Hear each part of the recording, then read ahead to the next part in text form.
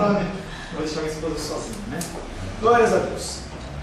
Em nosso último encontro, estivemos meditando sobre o tema honrar a Deus obedecendo a Cristo. Vira para mim, Luiz, por favor. Honrar a Deus obedecendo a Cristo. E aí nós vivemos um tempo de festas. E época de festas é algo interessante. Por que interessante? Porque o que não se fez durante o ano todo, você quer compensar com um presente. Não estou falando para você não dar presente. Não estou falando para você gastar o seu 13º, gastar o dinheiro, não é isso.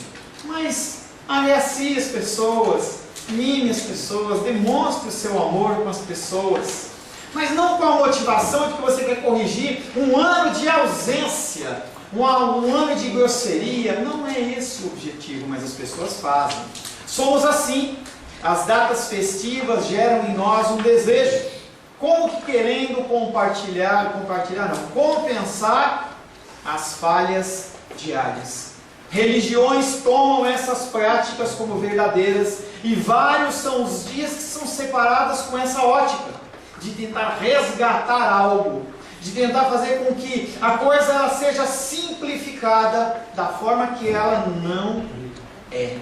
Não comer carne num dia, está muita movimentação. Deixa o Arthurzinho em paz, gente. Tá? Não comer carne e depois cair na festa da carne é um exemplo atual. E muitos outros sucedem a esse. As pessoas elas estabelecem, bom, nós temos uma festa da carne, e aí eu tenho que fazer algo para me santificar antes, para então ficar justificado. Está errado, gente, isso não existe. Deus é único e tem os seus próprios padrões de satisfação, muito bem definidos, única e exclusivamente através da sua palavra. Esse padrão de fazer por compensação, ou fazer no sentido de, eu vou fazer e depois eu tento corrigir, para Deus não funciona. O versículo da semana passada que ficou, foi João capítulo 8, versos 49 e 50, que diz: respondeu Jesus, eu não tenho demônio, mas honro meu Pai, ao passo que vós me desonrais. Eu não procuro a minha própria glória, há quem a busque e julgue. Nós não somos chamados a sacrifícios. Foi o que eu comecei a falar do Natal. Nós não somos chamados à abstinência. Tem pessoa que fala assim, não, porque o panetone, eu acreditava nisso, o panetone é de uma renda de Natal, aí tem uma divindade, tem um anjo, tem não sei o quê, aí você gosta, eu adoro comer um panetone daquele normal, e aí eu gosto, não vou comer o panetone, porque se eu fizer isso, eu estou sendo pagão. Para com isso. Nós não somos chamados a sacrifícios. Quem fez o sacrifício foi o Senhor. Nós não fomos chamados a abstinências, porque tudo que o Senhor criou, Ele determinou como bom. Ele determinou como bom. Qualquer coisa do nosso coração que a gente venha definir, não é o padrão de Deus. Deus tem o seu padrão, está na sua palavra. Ao invés disso, recebemos a ordenança de receber, de obedecer a palavra de Deus. É isso que você precisa fazer, obedecer a palavra. Claro que para isso você precisa ler. Se você não lê, você não sabe como obedecer. Algo simples de se fazer no que se refere a um procedimento. Se eu determinar para você, você não faz isso, não faz isso, não faz aquilo outro, é muito simples. Mas o problema é que nós, como seres humanos, nós temos uma dificuldade. Nós não gostamos de ser comandados. É uma dificuldade que o ser humano tem. O ser humano gosta de mandar. O ser humano gosta de oprimir. Mas o Senhor, Ele não fala para nós fazermos esse tipo de coisa. Nós achamos que temos o direito de trazer para o altar de Deus o que nós desejamos. Nós achamos que não, é algo que bate com o que eu quero, então está tudo bem. Só que não é assim que funciona. Porém, o que não é solicitado por Deus, Ele é rejeitado. Quando Deus não solicita algo e você oferece, é rejeitado. E as pessoas elas têm uma ótica que elas podem trazer o que quiserem. Porque Deus conhece o coração. Que frase linda e maravilhosa. Pena que a pessoa esquece do resto do versículo que fala que Deus conhece e chama o coração de enganoso. Mas eu tiro essa parte do engano e falo: Deus conhece o meu coração. Eu posso vir aqui fazer o louvor do jeito que eu quiser, eu posso ministrar a palavra do jeito que eu quiser, que Deus recebe. Quem disse isso? Quando você chega numa padaria e você quer um pão branquinho e só tem pão pretinho, ou você quer um pão pretinho e só tem pão branquinho, você vai para outro lugar.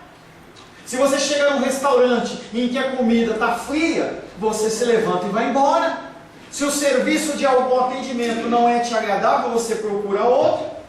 Eu tinha um costume de ter ir lá no correio, lá perto do Pão de Açúcar. O atendimento demorava 2 horas. Eu não volto mais lá. Agora, nós rejeitamos um serviço que não é de acordo. E Deus é obrigado a aceitar, porque Ele conhece o coração. De onde Ele tirou isso? O que não foi solicitado será invariavelmente rejeitado. E aí, uma pequena nota para você: rejeitado é a oferta e também aquele que traz a oferta. Não é só a oferta que é rejeitada, a pessoa ela é rejeitada. O Senhor não tem pacto com ela. São pessoas que pensam que Deus não está e Deus vai falar: não te conheço. Mas não te conheço. A palavra de hoje tem como título: Aguardando Jesus. É meu plano, não sei se é o plano do Senhor, que a gente esteja finalizando o capítulo 8 de João nesta noite. E nada melhor do que começar falando de Jesus e acabar falando de Jesus, porque as pregações elas têm que ser cristocêntricas. Se você ouve uma pregação e ela não te leva a Cristo, algo está errado. Evangelho de João, capítulo 8.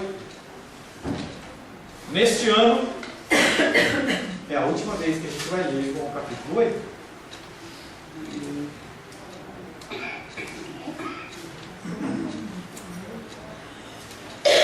Evangelho de João, capítulo 8. Nós vamos ler do verso 51 em diante. Evangelho de João, capítulo 8, verso 51 em diante.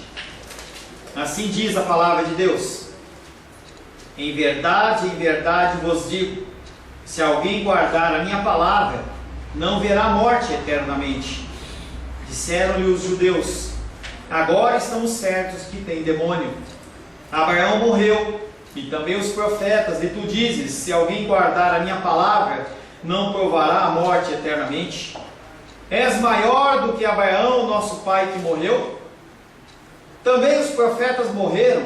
Quem, pois, te fazes ser? Respondeu Jesus: se eu me glorifico a mim mesmo, a minha glória nada é. Quem me glorifica é o meu Pai, o qual vós dizeis que é o vosso Deus. Entretanto, vós não o tendes conhecido, eu, porém, o conheço. Se eu disser que não o conheço, serei como vós, mentiroso. Mas eu o conheço e guardo a sua palavra. Abraão, vosso pai, alegrou-se por ver o meu dia, viu-o e regozijou-se. Perguntaram-lhe, pois, os judeus: ainda não tens 50 anos e viste Abraão? Respondeu-lhe Jesus: em verdade vos digo, antes que Abraão existisse, eu sou. Então pegaram em pedras para atirarem nele, mas Jesus se ocultou e saiu do templo. Palavra do Senhor. Amém? Senhor, em nome de Jesus, te agradecemos, Pai querido, por toda essa jornada a respeito do Evangelho de João capítulo 8. E nós mais uma vez nos curvamos perante a Tua majestade, perante a Tua soberania, pedindo que o Senhor fale aos nossos corações, que o Senhor nos dê instrução, que o Senhor nos dê sabedoria, que o Senhor nos dê capacitação a ouvirmos a Tua voz. Em especial eu peço, Pai querido, sobre a minha vida. Me despojo, Pai, de todo conhecimento, de toda sabedoria, de toda autoridade, e me declaro total e completamente submisso ao Senhor, pedindo a Ti, Pai querido, que o Senhor não permita que eu venha envergonhar o Teu Evangelho através da má má pregação, através, Pai querido, de conceitos que não procedem do Senhor, e que o Espírito Santo, o Espírito de entendimento, seja sobre nós, nos dando um recado santo ao nosso coração, em nome de Jesus. Amém. Glórias a Deus. Aguardando Jesus. Esse tema eu coloquei porque é o propósito da minha vida e da sua vida. Fico contente que vocês vieram hoje. A Helena está chegando essa semana, né? Se Deus assim o permitir. E aí, Rayane e Felipe estão esperando a chegada da Helena. E tudo gira em torno da chegada da Helena. Amém? Tudo gira em torno. Aquilo que é prioridade para você te leva a preparar, te leva a esperar. E nós, como cristãos, nós temos que entender que não há algo mais importante do que a vinda de Cristo. Nós cantamos hinos em relação a isso. Nós falamos a respeito da volta de Jesus Cristo. E Ele vai voltar. Ele está voltando. Pessoas olham e falam, mas esse discurso já é dado há 2000 anos. Sim, mas Ele pode voltar hoje, pode voltar amanhã. Pode ser que a gente não acabe esse culto, não dá para saber. Nós estamos sempre no aguardo. E enquanto você está no aguardo, você está se preparando. Você está aguardando. Nós vamos fazer a nossa ceia no final do ano e vai ter toda uma preparação. As pessoas vão preparar os pratos, nós vamos alugar mesas, nós vamos ter as cadeiras, vamos ficar fazendo uma coisa bonitinha para a gente sentar. Tudo preparação, aguardando algo. Mas apesar de todas essas preparações, há algo que é mais importante, que é aguardar a vinda de Jesus. Aguardar a vinda de Jesus. Os primeiros três versículos que nós vamos meditar é João capítulo 8, versos 54, 55 e 56, que nós já lemos. Jesus lhes respondeu: se glorifico a mim mesmo, a minha glória não tem valor. Quem me glorifica é o meu Pai, aquele que vós chamais nosso Deus. Vós não o conhecestes, ao passo que eu o conheço. Se eu disser que não o conheço, serei como vós, mentirosos. Mas eu o conheço e guardo a sua palavra. Abraão, vosso pai, exultou na esperança de ver o meu dia.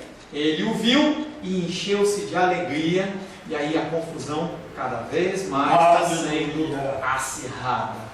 Jesus ele vem cada vez fazendo um resumo do que foi falado. Cada manifestação, cada fala de Cristo é uma fala que resume o que aconteceu e apresenta de novo para aquelas pessoas. Ele vem e fala que eu não glorifico, quem glorifica é Deus. Ele fala, eu conheço Deus, vocês não conhecem Deus. Eu não sou mentiroso, vocês são mentirosos. Eu guardo a palavra de Deus e vocês não guardam a palavra. E aí ele vem colocando a cereja no bolo desse versículo, falando de Abraão. E ele fala: Abraão, vosso pai, exultou na esperança de ver o meu dia. Até aí, tudo bem. É uma promessa messiânica de que haveria a vinda do Messias. Mas aí Jesus fala, ele o viu e encheu-se de alegria. Jesus rejeita qualquer sugestão que ele esteja se autopromovendo. Eu não falo de mim. Eu não falo das coisas pertinentes a mim.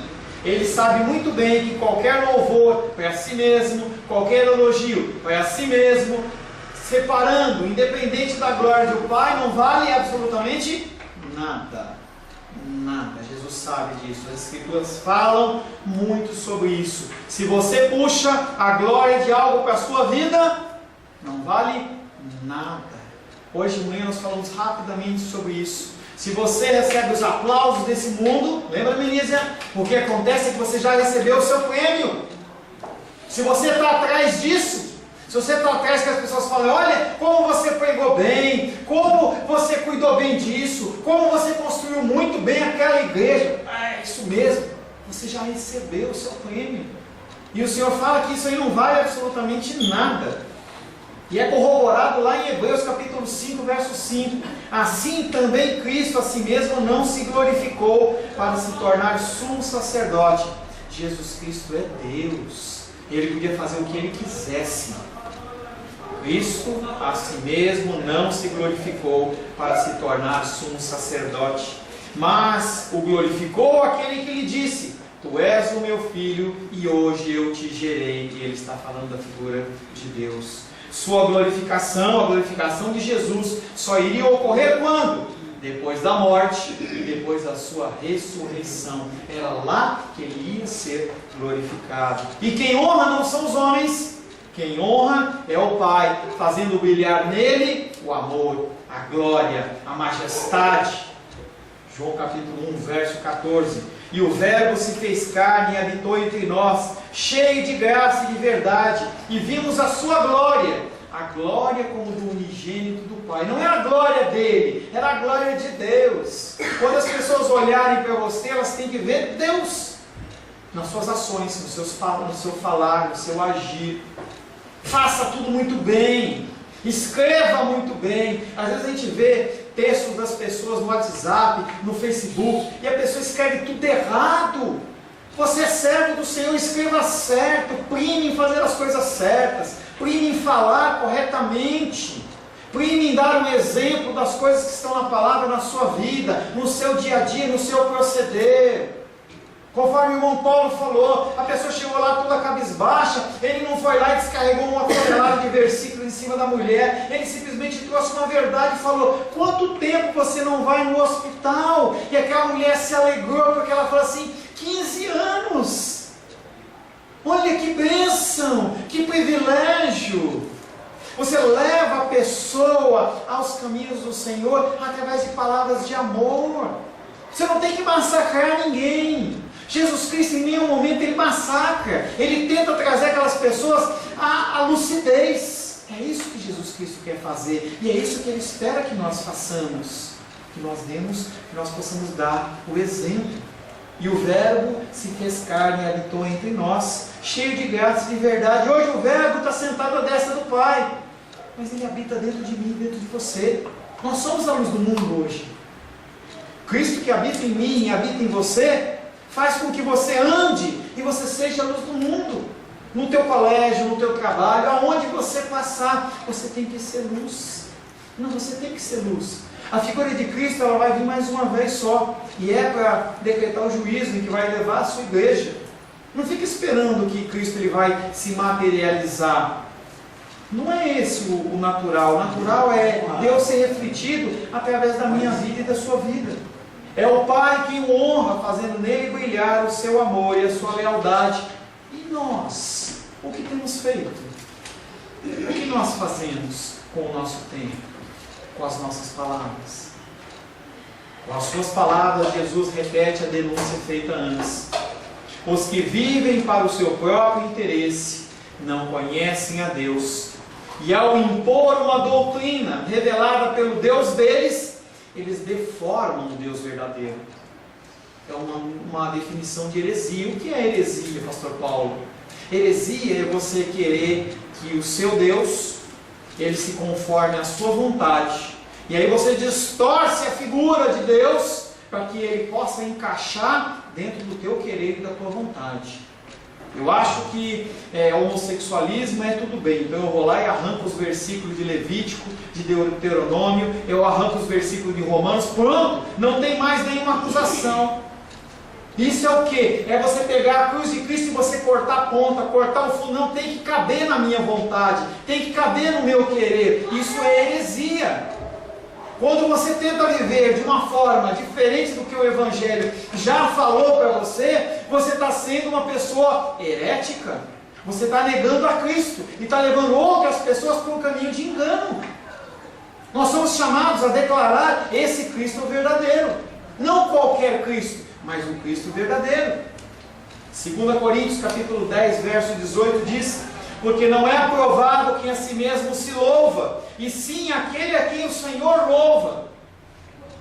E isso é uma dica para você identificar quando uma coisa está errada e quando está certa. Se você vê qualquer pessoa falando e está puxando para ele, provavelmente ele está ensinando engano. O versículo diz que não é aprovado quem a si mesmo se louva. Na minha igreja que é curado. Na minha igreja que tem a palavra verdadeira. Nas outras não. Na minha igreja é santidade. Na minha igreja é isso. Na minha igreja é aquilo. Cuidado com esse tipo de discurso. Quando você vê esse tipo de discurso, a pessoa está puxando a honra para ele. É eu. É a minha igreja. É o meu ministério. É a minha palavra. Cuidado. Cristo não se cala e testifica que a necessidade do seu ofício o constrange a falar, porque o silêncio é uma traiçoeira negação da verdade. E talvez esse versículo, esse tema, ele te incomode, porque você pode falar assim: pastor, eu prefiro ficar quieto. Eu estou perante pessoas e eu prefiro ficar quieto. Não vou querer arranjar confusão. Quando você se cala, em especial em relação ao Evangelho, o que você está fazendo é mentindo. E o que o mundo diz é que quem cala, consente. E aqueles homens estão falando uma série de baboseiras, e Cristo não vai para mostrar que Ele é o melhor, que Ele é o top, que Ele é o bobobã. Não, Ele está lá para mostrar para eles que eles estão errados. Jesus Cristo não pode se calar, o ofício dele é falar. E o meu ofício, o seu ofício é falar. Edilene estava hoje de manhã contando um testemunho que ela começou a falar sobre a teologia do sofrimento e ela foi rejeitada. A pessoa falou: não, eu achei interessante a ilustração dela. E aí a pessoa fala assim: não, você tem um Deus, como é que é? Um Deus que... a sua fé é uma fé só de comer legume, a minha fé é de comer carne. Que justificativa boa, pena que não está na palavra. Pena que não está na palavra. Pode ser alguma coisa que pode estar num texto de Seixonoye, numa folhinha daquelas bonitinhas, alguma coisa, raio de luz, pode ser. Mas esse negócio, eu tenho fé para isso e você não tem fé para aquilo, a gente tem que ter fé na medida da palavra. E a palavra nos revela o quê? Sofrimento, dificuldade. É isso que a palavra de Deus nos revela. É isso que ela nos aponta e é isso que ela nos mostra. Qualquer outra coisa vem do homem. Não vem de Deus, vem do homem. Cristo não se cala e testifica que a necessidade do seu ofício o constrange a falar, porque o silêncio é uma traiçoeira negação da verdade. Toda vez que você ficar de boca fechada, você está negando a Deus. Deus se revela a nós com esse propósito, para ser convosco. Deus se revela a nós com esse propósito, para que confessemos diante dos homens a fé que temos em nossos corações. Por que Deus ele te resgata? Por que Deus ele te levanta? Por que Deus ele desperta você? Para você dar testemunho, para você falar, para você levar aos outros aquilo que Ele tem colocado no seu coração. Não é simplesmente para você ser feliz, não é simplesmente para você pular e achar que tudo é lindo e maravilhoso. Nessa batida está aí o mundo, em que você tem que ser feliz e eu passo por cima de quem eu quiser no intuito de eu ser feliz. E aí o mundo está do jeito que está, em que as pessoas não se respeitam mais, as pessoas não se amam mais, as pessoas só querem a si mesmo. Deus ele levanta a minha vida, levanta a sua vida com um objetivo: falar do amor de Deus. Para quem? Para aquelas pessoas que nos questionam. Porque as pessoas elas vão vir a nós e falam: fala desse Deus que você acredita. Fala para mim uma coisa, por que você, no meio dessa luta e dificuldade, você consegue ficar em paz? Você não está arrancando os cabelos. Por quê? Por que você está com uma enfermidade grave e você não está desesperado? Desesperada. E aí você vai falar da sua fé. E é muito mais do que eu chegar e falar assim: ai, Jesus é lindo, Jesus é maravilhoso, é o papai, é o amado. Não, você tem que falar algo de uma forma racional, porque nós somos seres inteligentes. E não adianta eu chegar para você e falar algo somente que eu acredito e falar que é lindo e maravilhoso. Vem para cá para a minha igreja que você vai ser curado. E aí você vai ver: pera um pouquinho, eu não fui curado, o que aconteceu? Não, a culpa é sua, você não teve fé. Não fale do que é o cristianismo. 1 Pedro, nós lemos na semana passada, eu trouxe novamente. 1 Pedro 3, 14 e 15. Mas ainda que venhais a sofrer por causa da injustiça, bem-aventurados sois. Quando você falou para a pessoa sobre a teologia do sofrimento, bem-aventurado você foi, se ele recebeu ou não é com ele. Não vos amedronteis, portanto, com as suas ameaças, nem fiqueis alarmados, antes santificai a Cristo como Senhor no vosso coração, estando sempre preparados para responder a todo aquele que vos pedir razão da esperança que há em vós. E as pessoas, elas vão perguntar, as pessoas vão chegar para você e falar assim: por quê?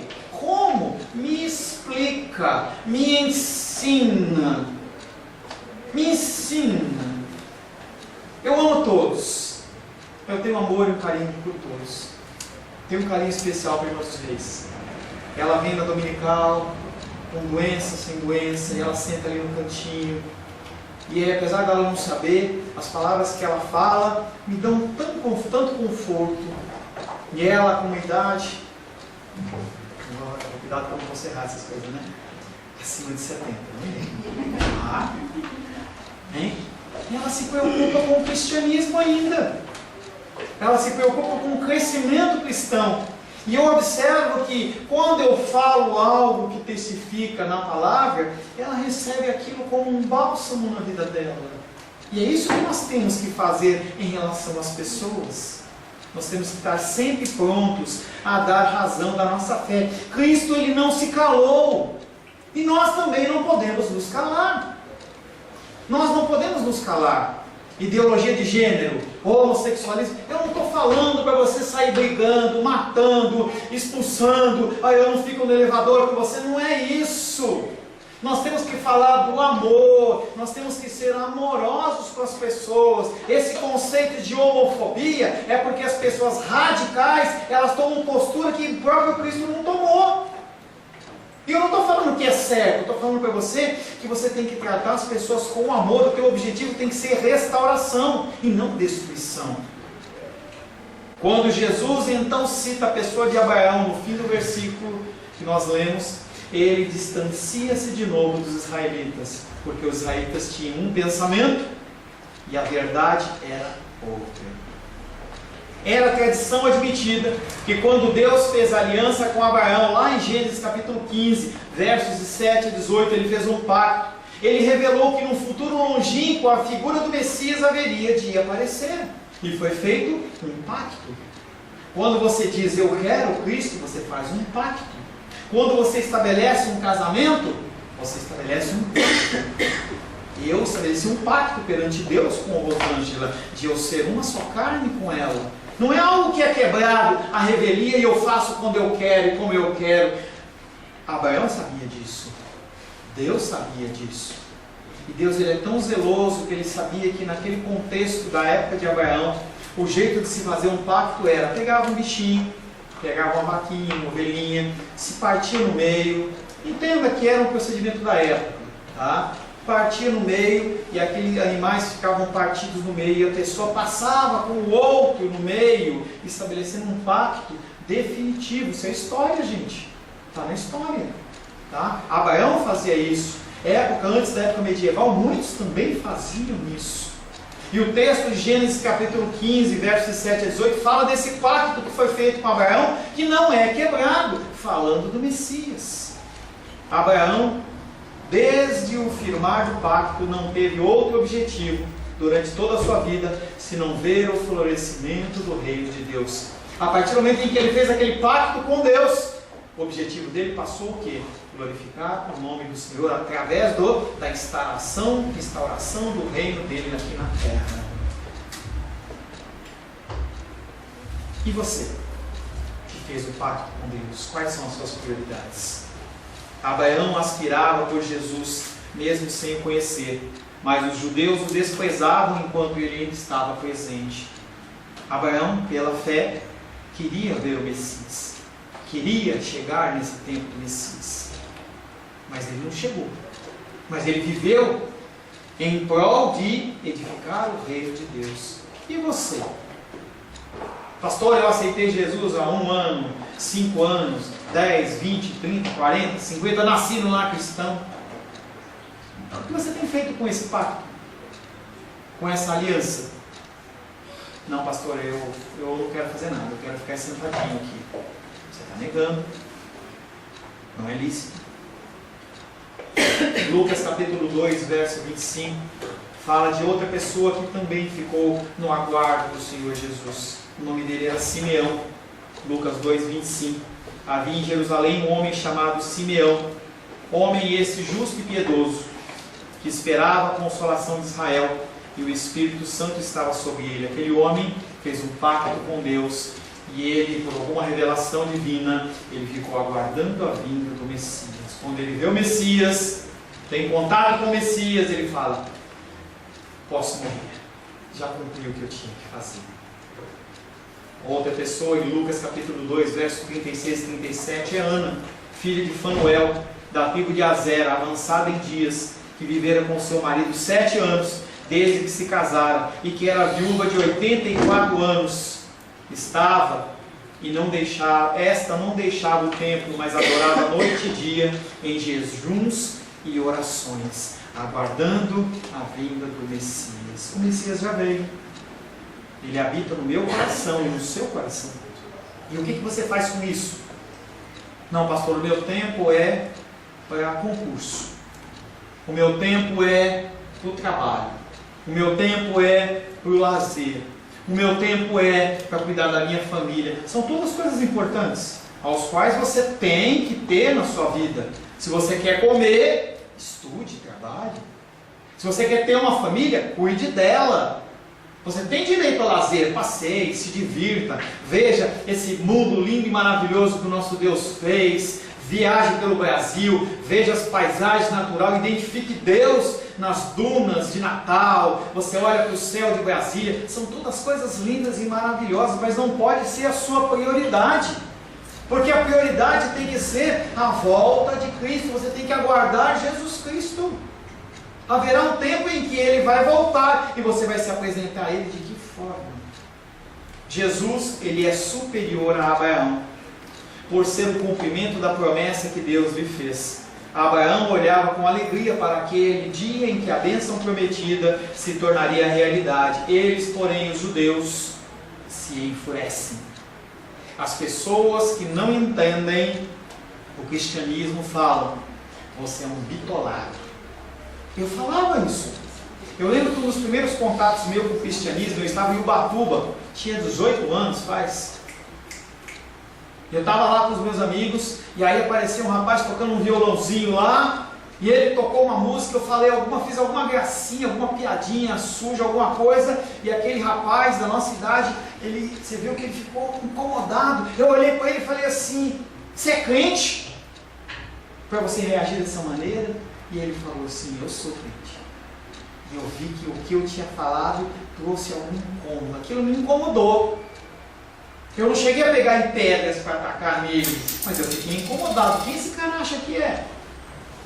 João 8,59 diz: então pegaram em pedras para atirarem nele, mas Jesus se ocultou e saiu do templo. Jesus fugiu. Vamos falar disso, claro, né? Não vou lançar um negócio desse para você, não vou falar. Jesus ficou com medo e fugiu, né? Pegaram as pedras de Jesus Cristo, foi embora. Ele mostrou de novo que eles não são filhos de Abraão. O Messias é anterior a Abraão. Como que Abraão viu Jesus Cristo? Como que ele viu? Se ele morreu 2000 anos antes de Cristo. Pela fé. O que é fé? Fé é você acreditar em algo sem ver. E não é estupidez, não é burrice, porque a nossa fé ela tem que ser uma fé racional, não uma fé emocional. E as pessoas elas pegam essa fé emocional das outras pessoas, e lapidam elas no seu patrimônio. Olha, se você quer agradar a Deus, entrega a sua casa. Não tem lugar nenhum na Bíblia dizendo isso. Mas emocionalmente, a pessoa é tocada, ela não sabe o que está sendo falado. E aí ela cai. Então pegaram em pedras para atirarem nele, mas Jesus se ocultou do templo. Como que você enfrenta essas situações? Pela fé. Hebreus capítulo 11 fala sobre os heróis da fé. Ele vem relatando uma série de pessoas aos quais nós não vamos falar agora. Mas Abraão é citado pelo menos 2 vezes, em situações distintas, em que ele mostra que a fé ela é importante dentro do cristianismo. Você tem que ter fé. Nós vivemos dias maus. Estava vendo uma reportagem ontem, independente da sua posição política, mas o primeiro intenção de voto chama-se Luiz Inácio Lula da Silva, com 34% dos votos. Uma pessoa que estava até há pouco tempo na Lava Jato, e não sei como estão os processos e tudo mais lá. Mas as pessoas, elas estão preocupadas com o quê? Cesta básica. Se me dá uma cesta básica, eu voto em você. E é complicado isso. E a gente pode vir a cada dia piores. Os projetos contra os cristãos, eles estão sendo levantados de monte dentro do Congresso. E cada item, cada negócio desse que é levantado e é aprovado, nós vamos sendo cada vez mais cerceados na nossa liberdade. Uma liberdade que é uma liberdade que vai até certo ponto. Se o cara quer ser homossexual, ele tem direito a ser homossexual. Deixa ele lá. Se ele perguntar para você o que você acha, você fala. Mas a mim, o meu direito, acaba onde começa o do meu irmão. Ou da pessoa, mesmo que não seja meu irmão. Enquanto nós vivemos desta forma, não tem conflito. Mas entenda que o mundo jaz no maligno, e a coisa ela vai cada vez mais apertar, forçando com que você o quê? Abandone a sua fé. Abandone a sua fé.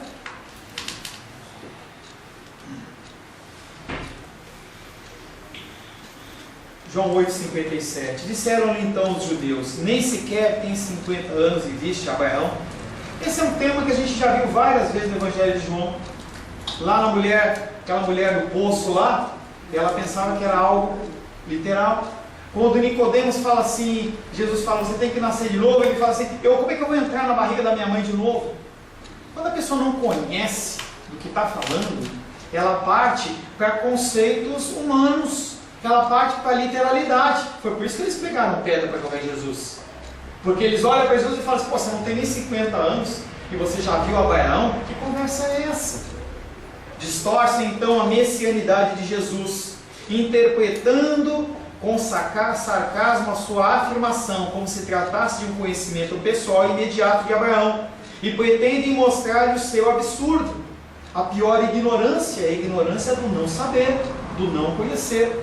Se você não conhece de algo, não se meta a discutir sobre esse assunto.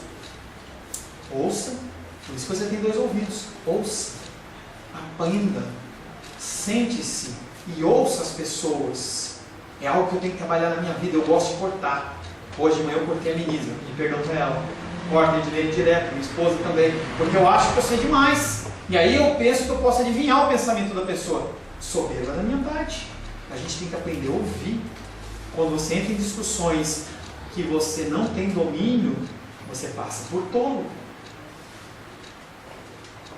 Era mais fácil interpretar as palavras de Jesus grosseiramente, pois ela podia ser descartada facilmente, pois Abraão já havia sido morto há 2000 anos. João 8,58.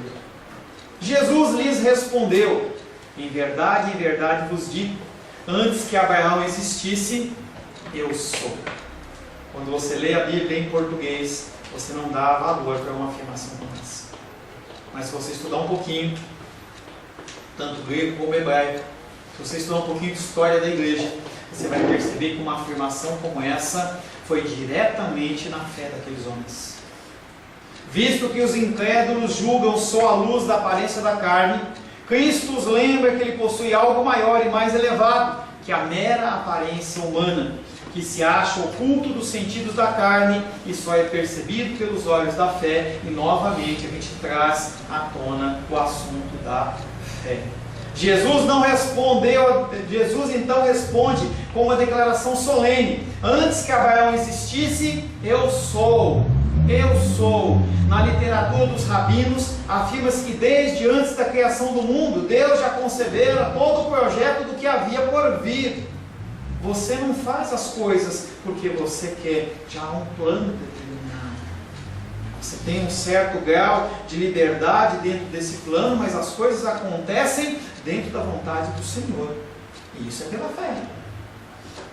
As pessoas não acreditam, as pessoas não querem ser comandadas, mas na verdade a gente não tem como controlar absolutamente nada. Pastor, eu quero ter uma poupança de 50 mil reais na minha conta, 100 mil reais na minha conta, porque quando eu estiver doente eu posso ir para um hospital lá em Cleveland, lá nos Estados Unidos, e alguém vai me curar. engano seu. Se você for fazer a conta de uma semana de UTI dentro de um hospital desse, você vai ver que uma quantia como essa não é nada. As coisas acontecem e você não tem domínio e não tem controle. Nós estamos pretendendo viajar dia 11, pode ser que a gente não viaje. Você está vivo hoje, pode ser que você não acabe a noite. Nós não sabemos. Nós não temos domínio sobre essas coisas. Você vai para um hospital com uma enfermidade e você espera que você seja bem tratado. Mas pode ser que você não seja bem tratado. Que você tenha profissionais que não têm a capacitação necessária e ministram sobre a sua vida um medicamento errado ou faz um procedimento errado e você está à mercê deles. Como ficar à mercê de um país, de uma economia como a nossa? Como ficar? Como estabelecer um padrão de vida? Trabalhar, será que essa é a saída? Será que esse é o foco? Será que isso vai resolver? Pessoas cada vez mais se frustram tentando ficar ricos e estáveis até os 40 anos de idade. Porque você percebe que o mundo é um mundo de variáveis, que você não tem controle nenhum. Salmo 72, verso 17. Subsista para sempre o seu nome. Entenda que quem está falando aqui é um salmista, mas ele está falando inspirado pelo Espírito Santo, como Deus está falando. Subsista para sempre o seu nome, prospere enquanto resplandecer o sol. Nele sejam abençoados todos os homens, e as nações lhe chamem bem-aventurado. E a palavra é sobre Jesus Cristo. As nações, elas têm que estar debaixo do domínio do Senhor. E eu não estou falando de radicalismo religioso, eu não estou falando de você virar carola, não estou falando de você não fazer mais nada, só ficar falando amém, amém, aleluia, não é isso. Se fosse assim, o Senhor não tinha criado esse mundo lindo e maravilhoso que Ele criou. Mas nós temos que ter parcimônia, discernimento, sabedoria em fazer todas as coisas. Jesus, o Messias, Ele é desde sempre. Ele é o determinante da história. Ele é o centro do cristianismo. Não é o pastor Paulo, não é a denominação XYZ. O centro do cristianismo chama-se Jesus Cristo. E o cristianismo cada vez mais tem deslocado o eixo dele como um eixo humanista, em que o centro é o homem. Para você ser feliz, varão de branco, isso, aquilo, outro, em que as pessoas elas não têm mais a reverência necessária por Deus, porque a igreja não ensina isso. Porque se eu falar, as pessoas vão embora. Eu quero uma igreja cheia, então eu tenho que falar o que as pessoas querem ouvir. Uma vez eu fiz um exercício lá na faculdade onde eu dou aula, lá em Ceilândia, e eu falei para eles assim: qual a dificuldade que vocês têm aqui em Ceilândia? E eles falaram assim: nosso problema é segurança. E eu falei assim: o que ia acontecer se a gente fizesse uma igreja, abrisse uma igreja chamada assim, Igreja do Corpo Fechado? Campanha para a proteção dos seus familiares, contra a bala perdida, contra não sei o que, bem ali naquela região do Chaparral, aí onde a coisa pega. Aí ele chegou para mim e falou assim: pastor, a igreja vai ficar lotada. Por quê? A gente está oferecendo o que as pessoas querem ouvir e não o que elas precisam ouvir. Bons pais, bons professores, bons profissionais, eles fazem o que tem que ser feito e não o que a pessoa quer que seja feito. Jesus, o Messias, foi desde sempre o determinante da história, pois nele havia de brilhar a glória de Deus. Se ele tivesse pretendido declarar que ele existia antes de Abraão, ele falava: antes de Abraão existir, eu existia. Mas ele fala: não, eu sou. Esse eu sou tem um peso enorme. É um verbo grego, entendeu? Que ele fala que é um ser que ele está presente no presente, passado e futuro. Ele não é atrelado com o tempo nosso. Algo que acontece lá com Moisés. Com Deus, quem que eu vou falar que você é? Para quem que eu vou afirmar? Fala que o eu sou te enviou. Não é o eu é, não é o eu vou ser, mas é um Deus de presente, passado e futuro. É o mesmo Deus sempre, que não muda. Algo que também acontece lá em Isaías 43, verso 13. Ainda antes que houvesse dia, eu era. Quando nada do que foi criado o foi, Deus já existia. A figura do Messias já existia.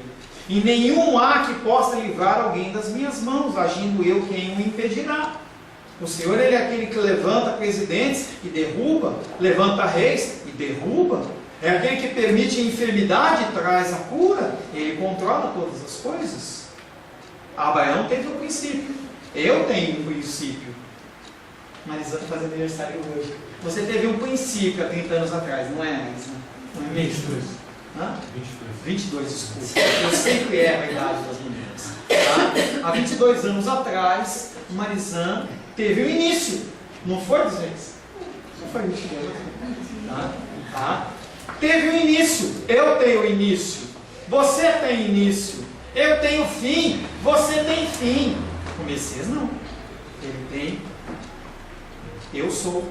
Ele tem o sempre. Ele tem o eternamente. Não é alguém que pode ser medido. João capítulo 8, verso 44, João 8, 59. Então, apanharam pedras para atirar nele. Jesus, porém, ocultou-se e saiu do templo. Pronto, pastor, agora você vai me explicar isso aí. Por que Jesus, o Todo-Poderoso, o Majestoso, o Bendito, aquele que era, é e há de vir, aquele que o senhor está falando que controla tudo, ele teve que fugir, porque as pessoas pegam um monte de pedrinha. Eu estava vendo um filme ontem, em que o cara atirava no cara, aí o cara pegava a bala. Pegava a bala. A torre negra. Torre negra. E aí a pessoa, ela pegava as balas. Então por que Jesus Cristo, no poder dele, não pode fazer, sendo que o cara no filme pode fazer? Eles não podem tolerar aquela afirmação de Jesus, a afirmação que o faz superior a Abraão. Os que buscavam dar-lhe a morte decidem, vamos executar agora. Não vamos querer só, vamos executar essa morte. Novamente se evidenciam os filhos legítimos do assassino. Nós vimos lá atrás em João 8,44. Vós sois do diabo, que é o vosso pai, e quereis satisfazer-lhe os desejos. Ele foi homicida desde o princípio, e jamais se firmou na verdade, porque nele não há verdade. Quando ele profere mentira, fala do que lhe é próprio, porque é mentiroso e pai da mentira. Aqueles homens que diziam que Deus era o seu pai, eles estavam muito mais dando razão de que eles eram filhos do diabo, que era homicida desde o começo.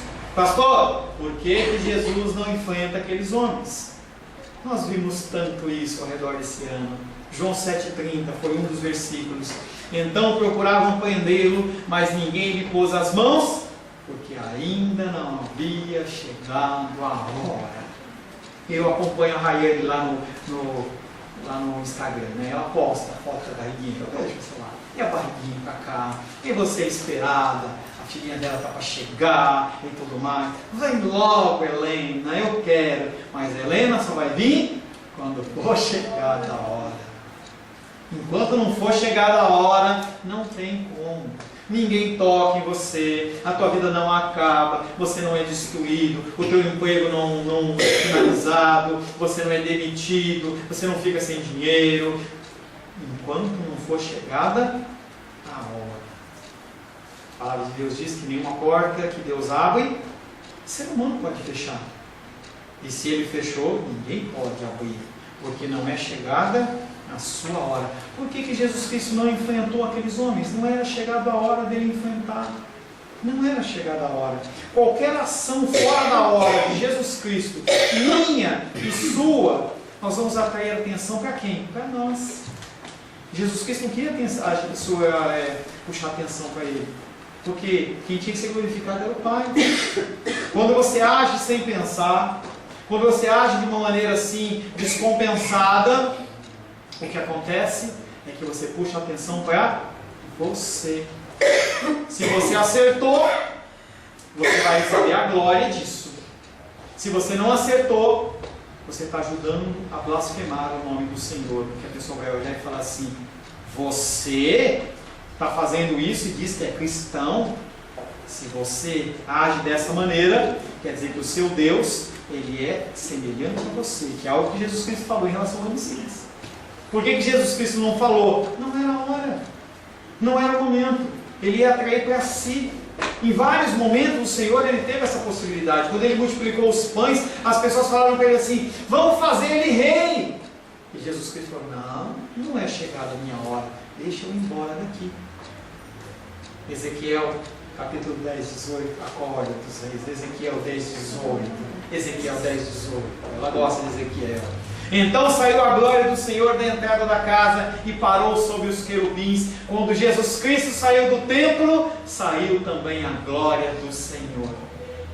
Algo que aconteceu antes, lá atrás, antes do cativeiro babilônico, em que o Senhor começa a olhar para a igreja, olha para o templo, para a adoração divina e fala assim: o que está sendo feito aqui não é para mim, eu vou embora. Você vai num lugar, em um evento, e você fala: esse negócio não está legal, eu vou embora, isso aqui não é para mim. É isso que Jesus Cristo fez. Não era chegada a hora, ele ia puxar a atenção para ele, e além de tudo ele leva a glória de Deus embora. Vocês querem manter o templo dentro desse contexto de adoração profana? Que assim o façam, eu estou indo embora. O apedrejamento de Jesus Cristo, ele era considerado uma blasfêmia, e eu estou finalizando. Levítico 24:16 fala: aquele que blasfemar o nome do Senhor será morto.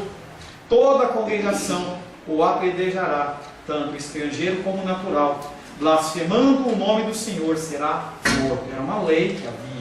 Só que essa morte não era algo escandaloso, não vinha através de uma discussão, de uma briga, no meio de uma confusão, mas era algo a partir de um julgamento muito correto, com muita calma, que os judeus tentaram fazer algo em relação a Jesus, mas eles meteram o pé pelas mãos, não deram oportunidade nenhuma de ser um julgamento justo. Por isso, eles fizeram a coisa de uma forma errada. Eles tinham o direito de apedrejar Jesus, mas não daquela maneira. Jesus diz coisa que somente Deus diria. Quando você ouvir homens e mulheres de Deus falando coisas que procedem de Deus, ouça, preste atenção. Se você ouvisse um grande psicólogo, um grande orador, você ia olhar para aquela ideia dele. Mas se você ouve uma pessoa falando de algo que realmente procede de Deus, ouça, tente implantar na sua vida. Se isso realmente não é de Deus, descarta. Mas se é de Deus, aproveita e coloca na sua vida. Nós fechamos então esse capítulo 8 de Evangelho de João. Eu vou deixar para você 5 perguntas para você pensar sobre isso. O domingo para você, o domingo para nós, é apenas uma formalidade ou uma continuidade da adoração que você tem na segunda, terça, quarta, quinta, sexta, sábado? Porque se você não tem como uma continuidade, a adoração sua apenas no dia domingo não vale absolutamente nada. É aquilo que eu comecei falando das festas. Você vem para a igreja simplesmente para falar assim: olha Deus, eu estou aqui pelo menos um dia. Você tem que ter uma vida na presença do Senhor de segunda a segunda. Uma pessoa que é fiel à sua esposa, que é fiel ao seu marido, ele é de segunda a segunda. Você come de segunda a segunda, você dorme de segunda a segunda. E as coisas elas são feitas de uma forma contínua. O domingo para nós é uma formalidade ou uma continuidade da adoração da semana? Segunda pergunta: nós estamos preparados para dar razão da nossa fé? Você sai daqui, vai tomar um lanche, vai fazer alguma coisa e alguém pergunta para você assim: você pode falar de Cristo para mim? Você tem condições de falar? Ou você vai engasgar, você não, eu vou marcar um dia com o meu pastor. Eu vou falar, liga lá que ele atende. Você tem condições de falar o que você acredita? Terceira pergunta: temos feito as coisas na hora certa ou na nossa hora? Se você tem feito as coisas na sua hora, você tem desonrado o Senhor. E não adianta você falar que Ele é soberano na sua vida, porque você está demonstrando através dos seus atos que Ele não o é. Antes de agir, fale com o Senhor. Quarta pergunta: a glória resplandece sobre nós ou ela é entregue a Deus? Quando alguém olha para você e fala assim: como você é maravilhoso, como você faz bem a coisa, como você é isso, você é aquilo, você fala glória a Deus? Ou você fala, realmente eu me esforcei, eu sou bom demais, eu sou o bambambam, eu tenho estudo, isso ou aquilo? E a última pergunta: nós temos vivido para nós mesmos ou para o reino de Deus? Época de festas, dezembro, feriados, viagens, você vai viver para si ou para Deus? Entenda que eu não estou falando que você não pode viajar, que é pegar nada disso. Mas dentro da sua viagem, você vai continuar trazendo o reino de Deus à tona, ou você está de férias de Cristo? Feche seus olhos. Senhor Deus, por alguns meses, Pai, nós caminhamos e meditamos no Evangelho de João capítulo 8. Muitos ensinamentos nos foram outorgados, ordenados, para que nós pudéssemos nos colocar conforme a Tua vontade, conforme o Teu querer. A igreja, Pai, não é um lugar de encontros sociais. A igreja não é um lugar, Pai querido, para as pessoas se sentirem bem, mas a igreja é como se fosse um consultório médico, onde nós somos clinicados, Pai, em relação às nossas enfermidades e às nossas dificuldades. Nós queremos continuar sendo tratados, Pai. Nós queremos continuar ouvindo a Tua voz. Não vozes humanas, mas nós queremos ouvir a Tua voz. É difícil nós não nos conformarmos ao mundo, porque o mundo nos rodeia. O mundo, Pai, que nos assedia para que nós sejamos iguais. A moda dita o nosso vestuário. A música, Pai, dita o que nós temos que ouvir. A alimentação, em certo momento uma coisa é lícita, outra não é lícita, uma é saudável, não é saudável.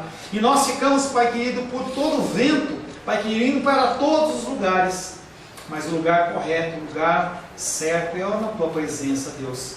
Não uma presença radical, no sentido de que nós não podemos nos relacionar com outras pessoas que não professam a mesma fé que nós. Mas, Pai querido, uma fé que tem o objetivo de gerar vida, de trazer o amor que o Senhor implantou aqui no Teu ministério, Pai. O amor do sacrifício, o amor da doação, o amor do cuidado, o amor de olhar para o próximo, Pai querido, como a nós mesmos, com o mesmo zelo, com o mesmo amor. O mundo precisa tanto disso, Pai. O mundo precisa tanto, Pai querido, de pessoas que sejam centradas no Teu Evangelho, mas que tenham, Pai querido, a mente, Pai, afiada, para poder, Pai, agir de uma forma racional, e não apenas levado pela fé.